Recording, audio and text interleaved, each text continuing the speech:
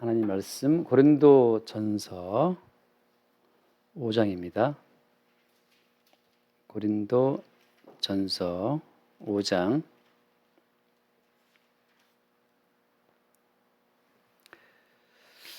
고린도전서 5장 9절부터 보겠습니다. 9절로 13절. 고린도전서 5장 9절로 13절.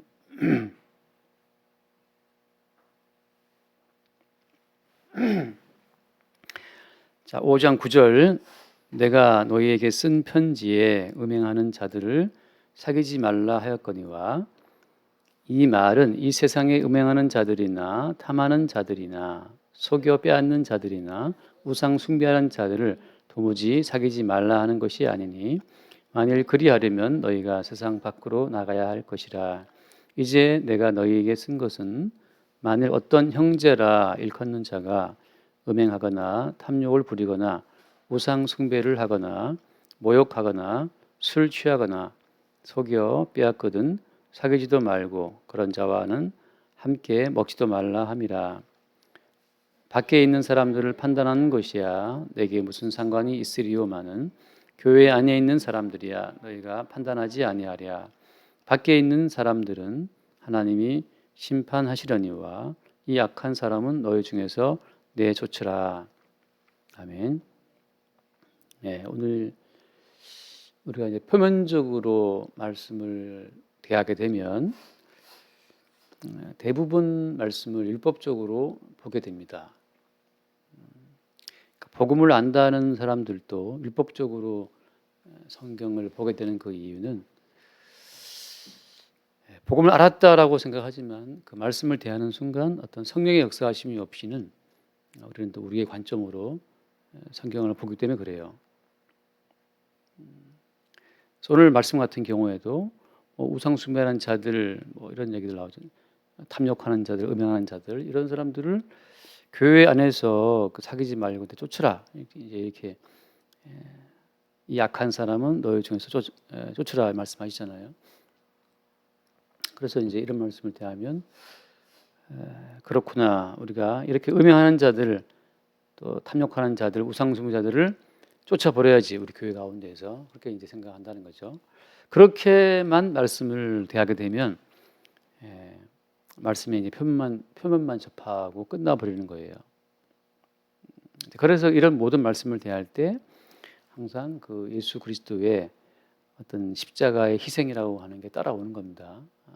예수님의 십자가의 희생이라고 하는 것은 쉽게 말하면 쉽지 않죠. 쉽지 않은데 우리의 그 독자적인 우리의 몸 자체를 예수님의 몸과 연결을 시키는 그런 과정입니다. 가끔 뉴스에 보면 유리문에 이렇게 끼어서 어린 아이 손가락이 잘라진 경우가 있잖아요. 유리문들은 되게 두껍잖아요. 강화유리라서 두꺼운 문이 이렇게 회전하고 있는데 거기 아이들이 놀다가 이렇게 끼어서 손가락이 절단되는 경우가 있어요. 그럼 이제 그 끊어진 손가락을 가지고 재빨리 병원에 가서 접합 수술을 받는단 말이죠. 접합 수술을 잘 받은 아이들은 또 잘 붙나 봐요. 신경도 연결하고 혈관도 연결하고 해서 잘 움직이는 그런 경우가 있는데, 이 접합 수술을 잘 못 받으면 이제 영구히 손은 잘라져 버리잖아요, 손가락이. 이 하나님께서 사람을 창조하실 때에는 그 예수 그리스도의 몸, 예수의 지체의 한 부분으로 우리 모든 사람을 목적하고 지으신 겁니다. 그러니까 단독적인 우리의 자아라고 하는 것은 이건 이제 마귀의 작품이에요. 내가 주인이 된 내 인생이라고 하는 것은 하나님 보시기에 이것은 잘라진 손가락과 같은 겁니다. 그러니까 결국은 어때요? 잘라진 손가락은 어떻게 버려야 되겠죠. 근데 이 잘라진 손가락 자체에 무엇이 부여가 되는 거예요? 이게 이제 마귀로부터 독자적인 자아상이 부여되는 거죠. 너는 너만의 인생이 있다라고 하는 것으로 너는 살아있다. 그래서 이게 하나님께서 사람을 창조하실 때 너희들은 독자적인 단독적인 존재가 아니고 어딘가에 묶여 있다, 연결되어 있다는 그 연결성을 주께서 말씀하시기 위해서 주신 계명이 뭡니까? 말씀이 그 선악과를 먹지 말라고 하는 거예요. 그 선악과를 먹지 말라고 하는 그 언약의 말씀에 묶여 있을 때에는 마치 손가락이 지체에 붙어 있는 것 같은 거죠. 그래서 이제 마귀가 와서 산악과를 먹지 말라 하시더냐, 아니, 정령 모든 식물을 먹지 말라 하시더냐 이렇게 유혹해서 결국은 아담과 하와가 산악과를 먹잖아요. 먹음으로써 이제 독자적인 인격성 자체를 갖추게 됩니다. 그러니까 하나님의 계명에, 하나님의 말씀에 내가 왜 붙어 있어야 돼? 나도 저 산악과를 먹고 싶어, 갖고 싶어. 그래서 먹음직하고 보암직하고 탐스럽단 말이죠. 그러니까 뭔가 먹음직하고 보암직하고 탐스러운 그 뭔가를 취하고 싶은 욕망이 들어왔단 말이죠. 그래서 그걸 먹는 순간 하나님으로부터 단절, 이제 끊어지는 거예요. 끊어지는 거. 하나님과의 관계에서 끊어지는 그 순간부터 이제 어떻습니까? 사람은 독자적인 자기의 생존을 유지해야 한다고 하는 아주 무거운 생존의 짐이 따라오죠. 그러니까 내 인생은 내가 지켜야 돼라고 하는. 그래서 아까 제가 초반부에 이제 찬송 부를 때 말한 것처럼 자기를 사랑하는 것이 죄다라고 말하는 것은 뭐냐 하면 그런 겁니다. 독자적으로 내 인생을 생각한다고 하는 것은 하나님이 원래 창조할 때 산악과를 먹지 말라라고 하는 그 언약의 말씀을 우리를 묶어놨단 말이죠. 언약의 말씀으로 하나님과 묶여 있을 때에는 하나님으로부터 모든 생명이 공급돼요. 에덴 동산에 있을 때에는 먹고 사는 문제를 고민할 필요가 없는 겁니다. 추위와 더위와 뭐 그런 거 걱정할 필요가 없어요. 에덴 동산은 완벽한 동산이었기 때문에 하나님의 계명에 묶여 있을 때, 하나님과의 언약에 연결되어 있을 때에는 독자적으로 내가 내 어떤 삶을, 생존을 책임질 그런 필요가 없는 상태죠. 근데 마귀의 개입으로 말미암아서 하나님의 그 언약의 말씀에서 이탈되는 순간 스스로 자기의 생존을 책임지기 위해서 평생을 애쓰다가 결국은 끊어진 손가락이 몇 시간이나 가겠어요. 몇 시간이나. 끊어진 손가락을 재빨리 병원에 가지고 와야 되는 이유는 아직 그 속에 남아있는 혈액 속의 혈관 속의 그 피와 신경망 자체가 연결하면 살 수가 있기 때문에 빨리 가져오라 하는 거잖아요. 골든타임이 있는 거잖아요. 근데 떨어지면 얼마나 이 손가락의 생명성이 남아있겠습니까? 시간이 가면 결국은 다 죽어버리는 거죠. 그래서 결국 하나님의 말씀에서 이탈된 그 자체를 성경에서 뭐라고 하는 거예요? 그건 사망이에요, 사망. 산악과를 먹으면 정령 죽으리라. 그 말씀 무슨 얘기입니까? 하나님의 말씀 자체가 그게 하나님의 생명이 공급되는 그게 혈관이에요. 산악과를 먹으면 정령 죽으리라고 하는 모든 걸 먹되 이거 먹지 말라고 말씀하시는 그 말씀 자체가 그게 하나님의 생명성이 공급되는 혈관이고 그게 신경망이라고 하는 거죠. 근데 그 계명을 어기는 순간 이제 이탈되는 거죠. 하나님의 생명성에서부터 이탈돼 나왔기 때문에 독자적인 자기의 생명성은 아주 짧고 유한하죠. 그래서 우리가 여름철에 무성한 나뭇가지들을 이파리가 막 무성한 것들을 잘라내면 금방 안 죽어요. 금방 계속 살아있는 것 같아요. 햇빛 가운데 근데 막 오랜 시간 있다 보면 그 잘라낼 때는 무성한 그 나무 이파리지만 이제 시간이 지나면 말라버리잖아요. 말라버리고 나중에 바삭바삭 바스라져 버리는 것처럼 모든 인간이 70이요 강건한 80인데 독자적인 생존성 자체가 바스라지는 겁니다. 노인들 되면 검버섯 피고 입 말라서 사탕 좀 먹어야 되고 입 말라가지고 저도 아버님이랑 같이 병원 모시고 가는데 아버님이 자꾸 사탕을 자주 주시는 거죠. 그래서 왜 주시냐? 자꾸 입이 말라진다는 거예요. 그래서 아버지 저는 괜찮은데요. 아이 먹어도 그래서 사탕을 많이 먹었어요. 바깥 사탕을. 침이 안 나와요. 그럴 때면 모든 게 말라져요. 모든 몸의 물기가 피부는 쪼그라들잖아요. 물기가 말라지니까 결국은 생명에서부터 이탈됐다는 그 증거들이 계속 드러나는 거죠. 그러니까 자기를 위해서 평생을 살지만 결국은 말라 비틀어져서 흙과 함께 돌아가는 거 그게 인생이잖아요. 하나님 말씀하시는 것은 독자적인 네 생존을 네가 책임질 필요가 없다. 언제 어떤 경우에 하나님의 말씀과 연결되어 있을 때. 그러니까 우리는 뭘 지금 볼 수 있는 겁니까? 내가 내 생존을 챙기기 위해서 애쓴다고 하는 것이 곧 무슨 증거예요? 내가 하나님의 생명에서 이탈되어 있다는 증거고 하나님의 말씀에서 내가 벗어나 있다라고 하는 증거가 되는 거죠. 그래서 이사야 말씀처럼 악인에게는 평강이 없다. 악인에게 왜 평강이 없는 겁니까? 왜 악인인 거예요? 악인이라고 하는 것은 하나님의 생명성에서 이탈된 자이기 때문에 스스로 자기가 자기의 어떤 그 인생살이를 챙겨 나가야 되는 거죠. 내가 계획을 해야 되고 내가 세운 계획을 내가 달성해야 되는 거고. 유튜브를 열어보세요. 다 동기부 영상들을 보면 동기부 영상들을 보게 되면 엄청 열심히 공부하고 어떤 사법고시 붙은 사람도 하루에 11시간 공부했다 그러는 등 또 어떤 뭐 헬스클럽 사람들은 또 뭐 운동해서 뭐 이렇게 근육을 키웠다부터 해서 뭐 그 우리의 어떤 행함을 자극하는 영상들이 널려 있단 말이죠. 어떤 무슨 모티베이터라니까 모티베이션 강사가 하는 말을 제가 잠깐 봤는데 정말 기가 막히고 어이가 없어서 제가 이런 억지가 다 있나 싶어요. 그러니까 이것은 글쎄요, 어떤 뭐 철학도 없고 생각도 없고 눈앞에 어떤 작은 이익을 위해서 막 하자는 건데 그 사람 말대로 하면 골병 들어요, 골병. 짧은 시간 근육 키웠다고 뭐 좋아할지 모르지만 골병 됩니다, 골병. 그래서 하나님의 생명성에서 이탈된 모든 자들의 어떤 그 증상들이 뭐냐? 그 증상들이 오늘 본문에 나와 있는 이 내용들이에요. 예를 들면 오늘 이게 참 헷갈리는 말씀인데 뭐냐 하면 9장 10절 말씀에는 오늘 5장 10절이죠. 5장 10절 말씀에서는 음행하는 자들을 사귀지 말라 하였거니와 이 말은 이 세상에 음행하는 자들이나 탐하는 자들이나 우상 숭배하는 자들, 빼앗는 자들을 도무지 사귀지 말라는 말이 아니다. 그러면 밖으로 나가야 된다는 말씀인데 이 말은 무슨 우리가 사는 세상이라고 하는 것은 모든 인간이 전부 다 어때요? 모든 인간이 전부 다 탐하는 자고 음행하는 자고 속여 빼는 자들이고 뭐 그런 자들입니다. 모든 인간이 다 죄인이라는 소리죠. 자기를 위해서 하는 거죠. 음행은 왜 하는 거예요? 음행은 자기 만족을 위해서 음행하는 거죠. 내가 좋으니까. 지금 뭐 노원구에 새 모녀를 죽인 그 뭐 사이코패스 비슷한 애는 그 왜 죽인 겁니까? 그 큰 딸이 자기를 만나주지 않으니까. 나는 너를 좋아하는데 나를 안 만나주냐 그거 아니에요. 내 음욕의 어떤 목적으로 너를 취하고 싶은데 걔가 응하지 않으니까 그럼 너 죽어라 하고 죽이는 거잖아요. 자기를 위해서 자기 욕망을 채우기 위해서 그렇게 하는 거죠. 음행하는 자들이나 속여 빼앗는 자들이나 탐욕을 부리거나 우상 숭배하거나 다 왜 이렇게 하는 겁니까? 탐욕은 누구를 위해서 부르는 거예요? 자기를 위해 탐욕하는 거죠. 그러니까 모든 죄가 다 자기 생존을 위해서 자기 욕망을 채우기 위해서 나타나는 거거든요. 세상은 다 그렇다는 거죠. 이 인간의 탐욕 자체를 인간의 탐욕을 역이용해서 나를 위해 쓰자라고 하는 것이 자본주의 아니에요, 자본주의. 빵집 주인이 아침 일찍 맛있는 빵을 제공하는 것은 우리들의 허기진 배를 채워주기 위해서 하는 게 아니잖아요. 빵집 주인은 그런 서비스를 한다고 말하지만 사실은 뭐 때문입니까? 돈 벌기 위해서 하는 거죠.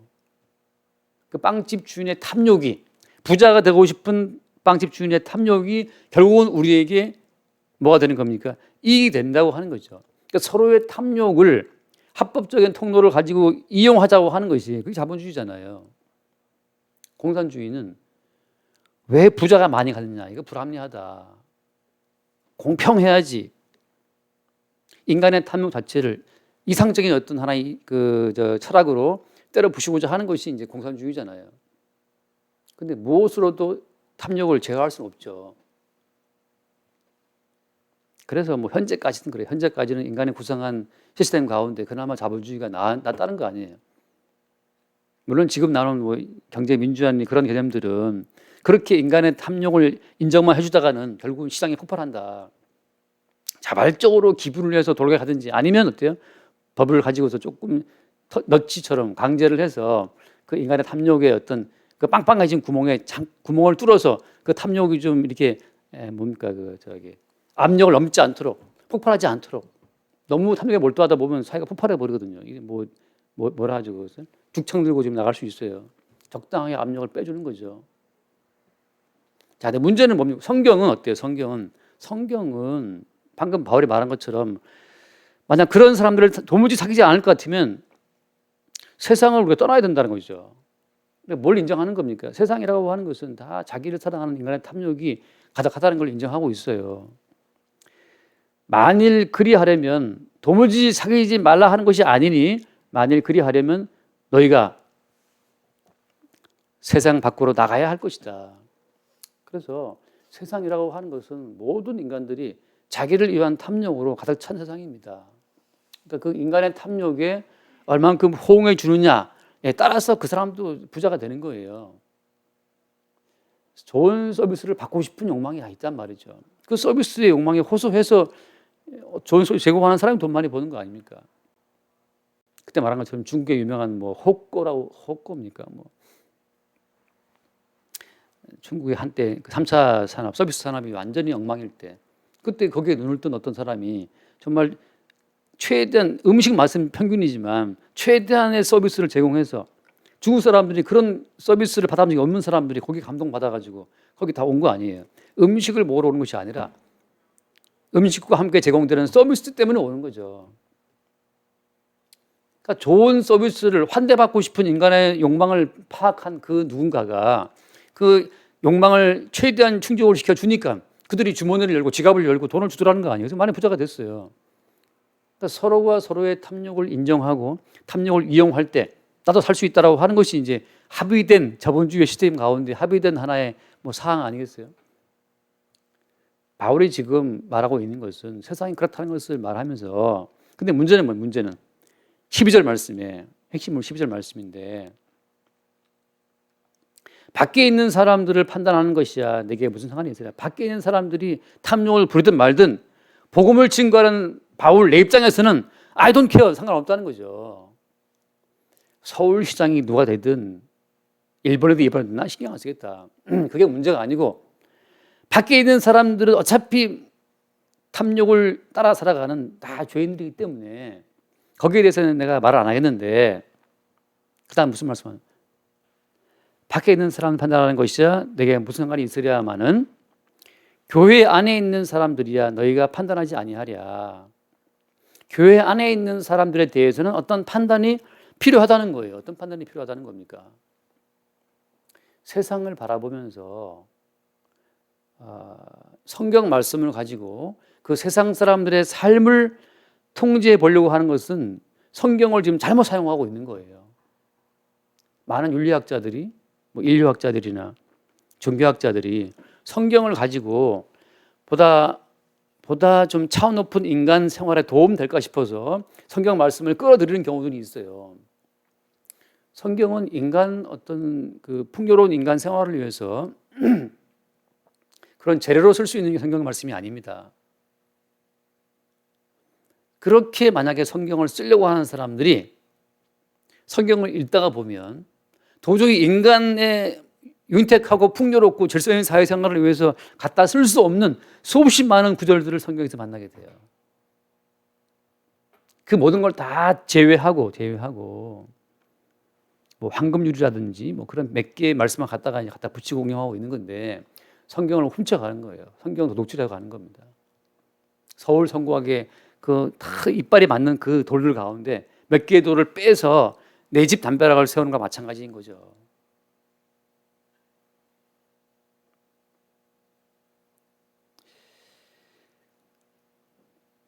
밖에 있는 사람 판단하는 것이야 내게 무슨 상관이 있겠냐. 나는 그거 신경 쓰지 않겠다. 그러나 교회 안에 있는 사람들이야 너희가 판단하지 아니하랴. 이 말은 무슨 말인가 하면은 그 11절 말씀 11절에 이제 내가 너희에게 쓴 것은 만일 어떤 형제라 일컫는 자가 자, 형제라고 일컫는 자가 다시 말하면 나는 예수를 믿는다. 예수를 믿는다라고 말하는 사람이 음행하거나 탐욕을 부리거나 우상숭배를 하거나 모욕하거나 술 취하거나 속여 빼앗거든 자 사귀지도 말고 그런 자와는 함께 먹지도 말라라고 말씀하시는 거. 자 교회를 나오는 사람이에요. 예수를 믿는다라고 하는 사람입니다. 예수님을 믿어서 이제 형제가 되었다라고 말하는 사람이에요. 근데 그런 사람이 태연하게 음행을 하거나 우상숭배를 한단 말이죠.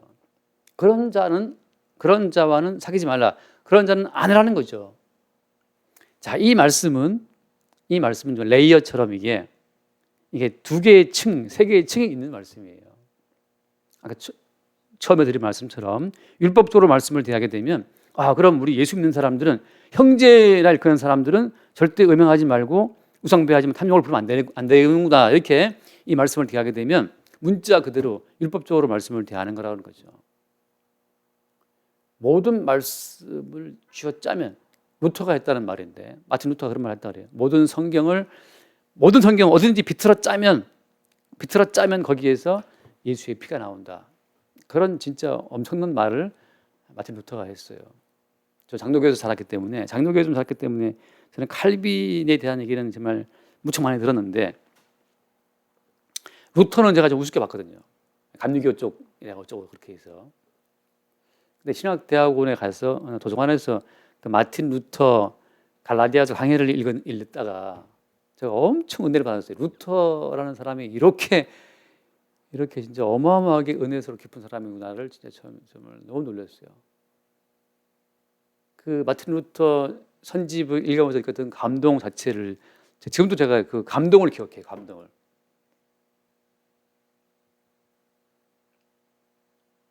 성경을 비틀어 짜면 어디든지 거기서 예수의 피가 나와야 정상인데 그냥 이 말씀을 껍데기로 보게 되면 표면으로 보게 되면 예수 믿어 형제가 된 사람들 당연히 음행하면 안 되지, 탐욕을 부리면 안 되지, 속여 빼앗으면 안 되지, 술 취하면 안 되지, 이렇게 율법적인 말씀에 멈춰버리면 그것은 아직 어때요? 성경의 핵심에 전혀 들어가지 못한 자들의 반응이라고 하는 겁니다. 여러분, 음행하지 말아야지. 이것은 교회 안 나와도, 교회 안 나오고 원불교 나가도, 불교를 나가도 속여 빼앗지 말아야지.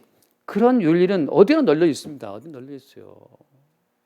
하무라비 법전에 나와 있습니다. 이런 거 훔치지 말라. 성경은 그런 윤리와 도덕과 율법을 말하는 게 아니라고요. 성경은 비틀어 짜야 돼요. 비틀어 짜서 그 이면에 들어있는, 그 속에 들어있는 그 진액 자체를 우리가 접할 수 있어야 비로소 그 사람에게 뭐가 있는 겁니까?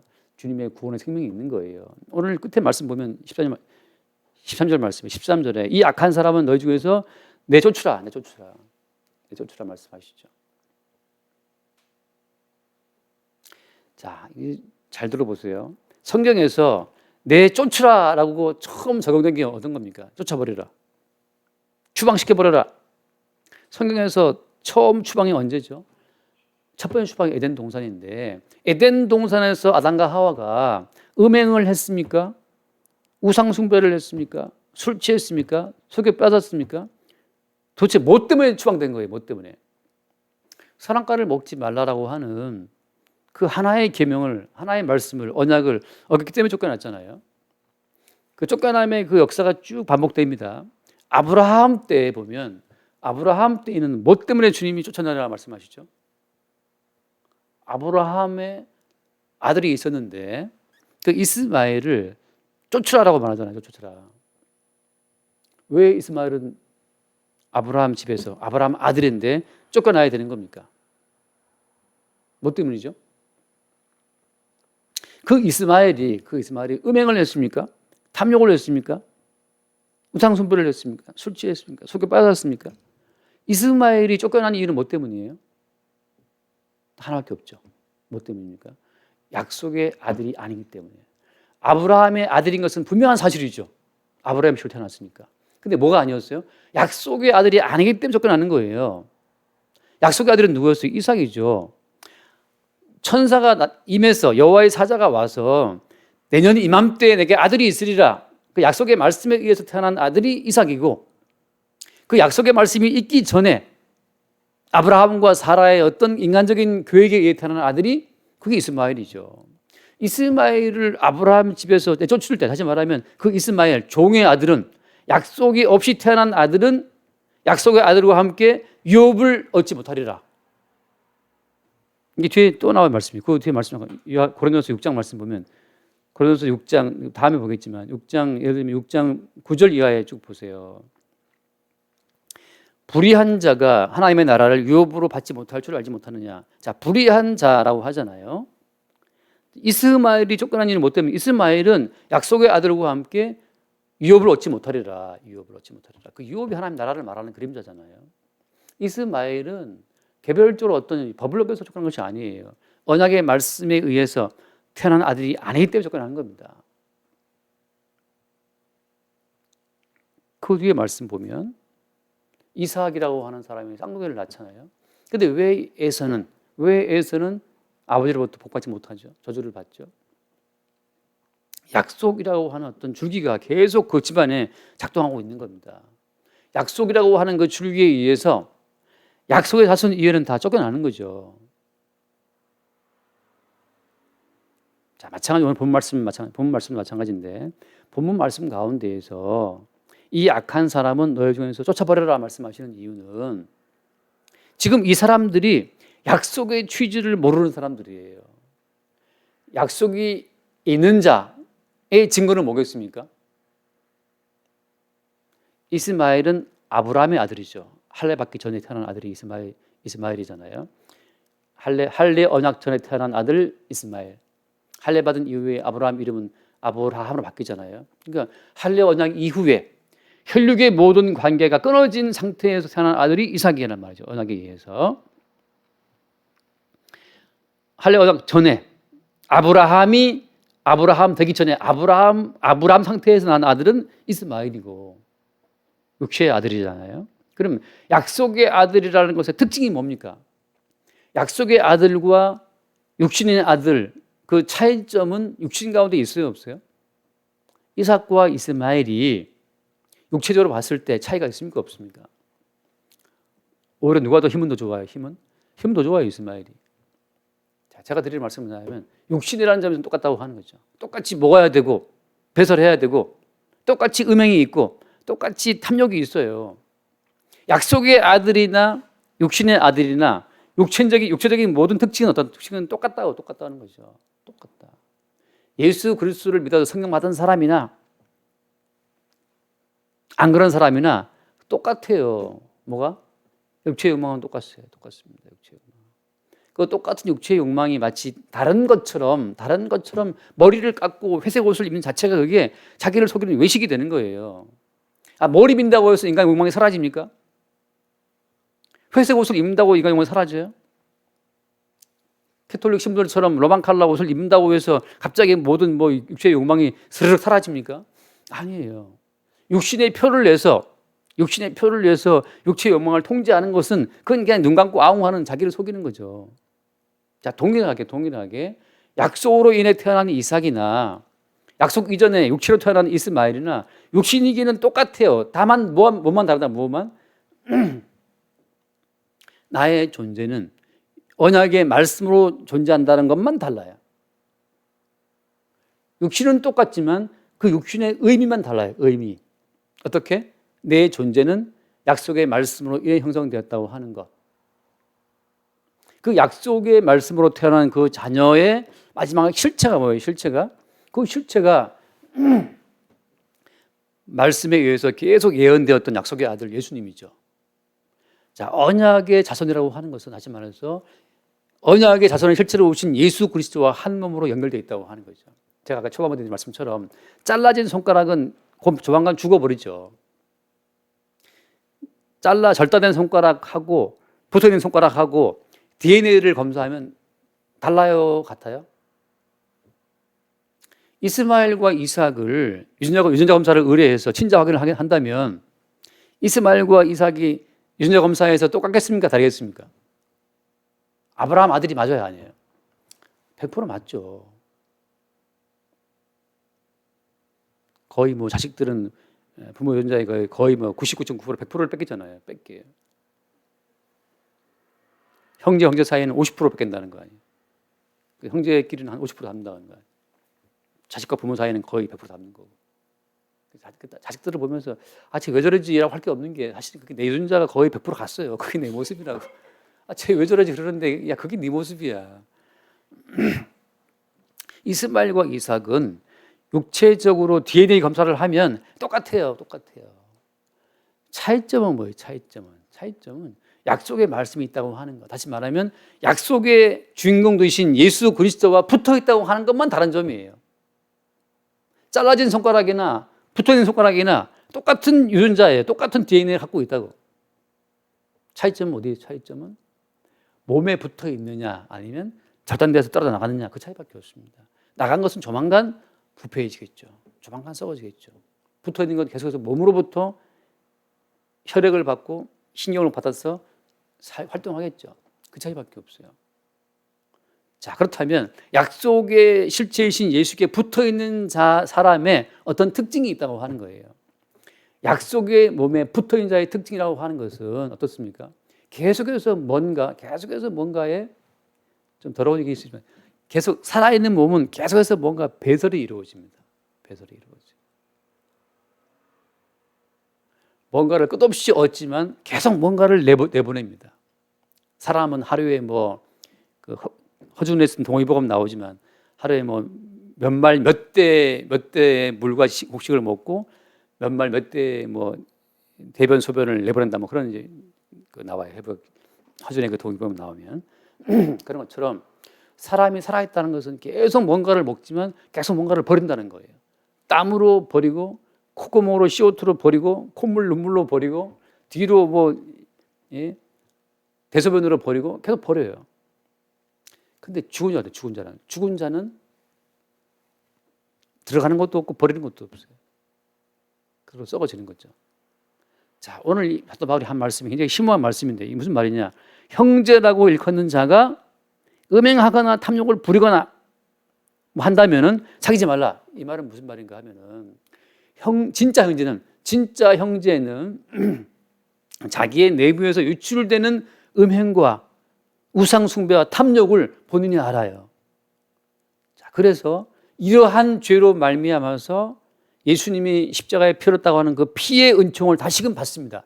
다시 말해서 내 몸에서 죄가 유출될 때마다 이 죄를 위해 죽으신 예수로서의 피를 공급받는, 마치 붙어있는 지체가 심장으로부터 계속 피를 공급받아서 그 말초 그게 무슨 혈관이라 그러지? 미세혈관이 아니고 뭐라 하잖아요. 모세혈관까지 피가 공급되는 것처럼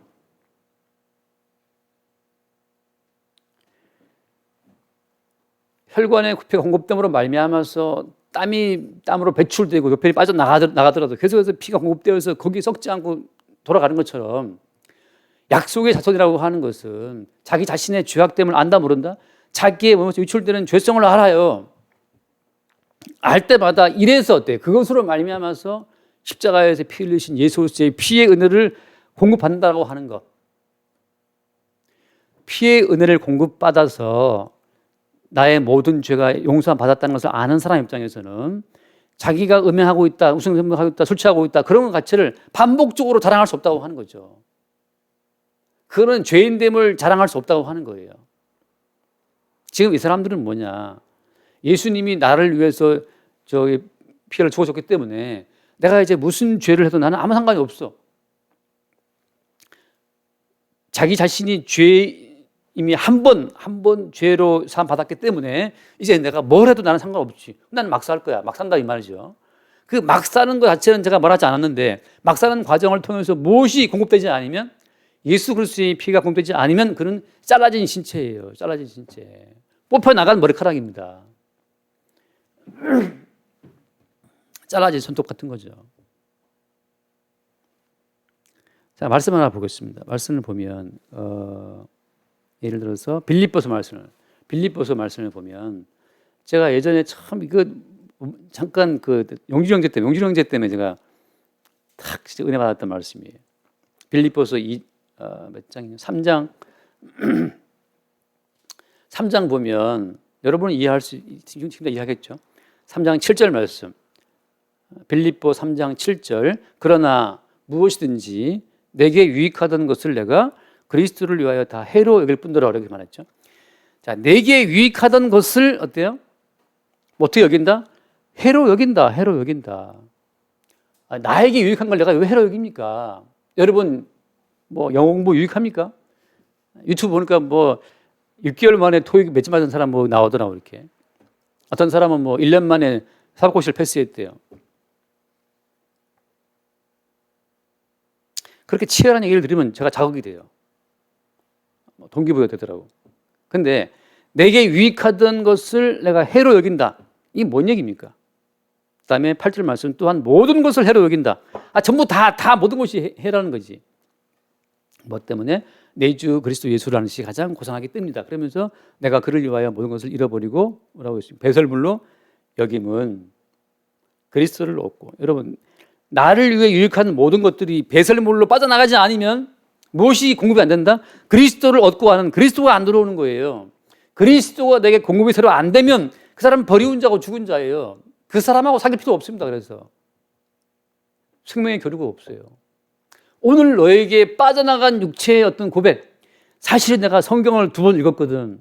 그 성경 2번 읽은 그 자부심이 그게 내 유익한 거거든. 그게 빠져나가야 돼요. 목사들의 경우에는 한때 왕년에 병자를 고치고 귀신을 쫓아내고 한때 뭐 내가 몇 사람 설교했고 그것이 남아있어요. 그건 진작에 빠져나가야 될 숙변 같은 거예요. 진작에 빠져나갈 것이 그냥 체내에 쌓여서 몸을 더럽히는 거죠. 나를 위해서 내게 유익한 모든 것, 나 좋으라고 내가 취한 모든 것은 다 어때요? 그것은 잘라진 손가락, 언약의 말씀에서 분리된 어떤 존재와 같다고 하는 거죠. 지금 사도 바울 입장에서는 음행하는 것, 탐욕하는 것, 너희들에게 자연스러운 육체의 현상이야. 그런데 그리스도 예수가 나에게 얻어짐으로 말미암아서 이 음행한 내 죄로 인해서 주님이 십자가에 죽으신 것이구나라고 하는 음행한 내 죄로 인해 죽으신 예수의 피가 공급이 안 된다면, 음행한 내 죄가 빠져나가고 그 죄를 위해 죽으신 예수의 피가 들어와서 그 죄를 밀어내는 어떤 그런 순환이 없다면 이 사람은 죽은 사람이라니까요. 예수의 몸에서 끊어진 자예요. 그리스도에게서 끊어지고 은혜에서 떨어진 자다라는 말씀처럼 떨어진 자죠. 그 반대 케이스 또 어떤 케이스입니까? 음행하지 말아야지, 탐욕하지 말아야지 라고 자기의 육체의 본성을 그냥 최대한도로 이렇게 단돌이 카바를 치고 있는 건데, 그 역시 마찬가지죠. 뭘 자랑하게 되어 있습니까? 나는 음행하지 않은 사람이야 라고 하는 자기의 자아성을 강조하게 돼 있어요. 예수님 없이도 나는 음행하지 않은 사람, 난 탐욕하지 않은 사람, 나는 쟤처럼 그렇게 다른 사람 거 뺏지는 않았어, 불의하지 않고 도적하지 않고 가늠하지 않았습니다라고 하는 그 바리새인 기도처럼 자기 자신의 말씀을 지켜서 의로워진 자기 자신만 나타나고 있을 때 버리운 자입니다. 버리운 자. 무엇이 들어오지 않으면, 그리스도 예수의 속죄의 피가 끝없이 공급되지 않으면, 심장으로부터 계속 피가 우리 가운데 공급돼야 몸이 사는 것처럼 그리스도 예수의 십자가의 피가 공급이 안 되는 사람, 그거 왜 안 되는 겁니까? 이 육신의 특성을 몰라도 너무 몰라요. 아니, 모르는 게 아니라 외면하는 거죠. 이 몸의 더러움을 감당하지 못하는 거죠. 선악과를 먹기 때문에. 아우, 추위에 더러워. 추위에 더럽다고 말하지만 그 인간도 어때? 매일매일 몇 말 몇 대의 배설물을 밖으로 내보내지 않으면 집까지 죽죠.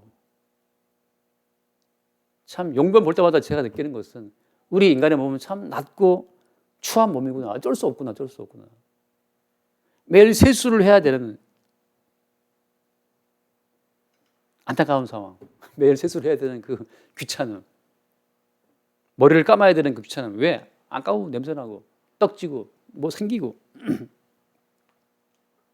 우리는 뭘 보는 겁니까?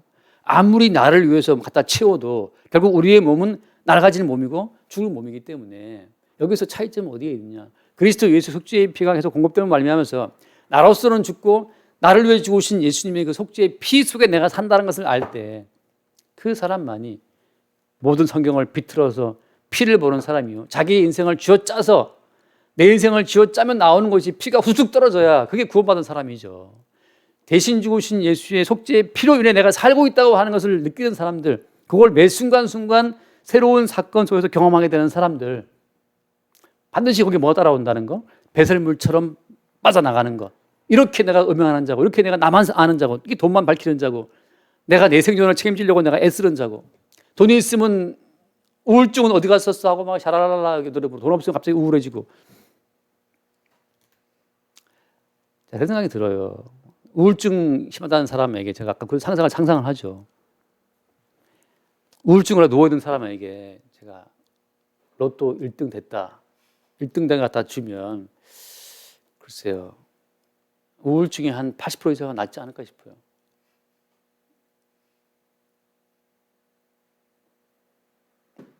그런 것처럼 우리가 얼마나 나 자신을 사랑하는가, 내가 내 생존을 책임져야 한다라고 하는 헛된 망상에 잡혀 있는가, 내가 내 생존을 책임을 져야 한다는 그 헛된 망상이 나를 찐누르는 짐이 되어서 그게 멍해가 돼서 우리를 한평생 끌고 가잖아요. 근데 주님 말씀하시죠. 오늘 밤 내가 너를 취하겠다는 말씀하신 건 무슨 이야기입니까? 사람이 사는 것은 주님의 언약에 달려있는 거예요. 주께서 오라 하시면 가는 거고, 주께서 죽고 싶어 너 살게 하시면 사는 거죠. 얼마나 엘리야도 죽기를 강구했어요. 근데 주님이 죽이십니까? 너 아직 때가 안 됐어 하고서 주님께서 또 딴 일 시키잖아요. 까마귀 보내서 뭐 먹여가면서 가지. 오늘 말씀 자체는 껍데기로 보게 되면 음행하지 말아야지, 속여 빼앗지 말아야지 이렇게 이런 현상들로 말씀을 1차원적으로 접할 수 있지만 이 말씀의 핵심은 무엇이다? 나는 음행할 수밖에 없고 속여 빼앗을 수밖에 없는 나만 아는 존재라는 사실을 아는 게 첫 번째예요. 그런 나를 위해서 십자가에 피 흘리신 예수님의 은총이 공급된다면 그 사람이야말로 진짜 형제예요, 형제. 그래서 형제가 형제를 대할 때는 너 음행하지 않았냐? 야, 대단하다. 너 음행하냐? 아우 더러워, 너랑 안 놀아. 그런 게 아니고 뭐 때문입니까? 음행을 했으나 대신 죽은 예수의 십자가의 피를 고백하는 자와 동일하게 음행하지 않았지만 어떻습니까? 음행하지 않게 하신 주의 은혜를 바라보는 자 모두가 다 예수님의 속죄의 피 은총으로 만나게 될 때 그때 어때요? 그 교회 가운데 예수의 피로 돌고 있는 예수의 피의 혈관이 돌고 있는 살아있는 주의 지체로서의 교회로 등장된다고 하는 거죠. 이 사람들이 교회 형제라고 하지만 계속 그런 것들을 반복하면서 나중에 그런 것들을 합리화하고 그것이 죄인 줄을 몰라요. 성도는 모든 게 죄입니다.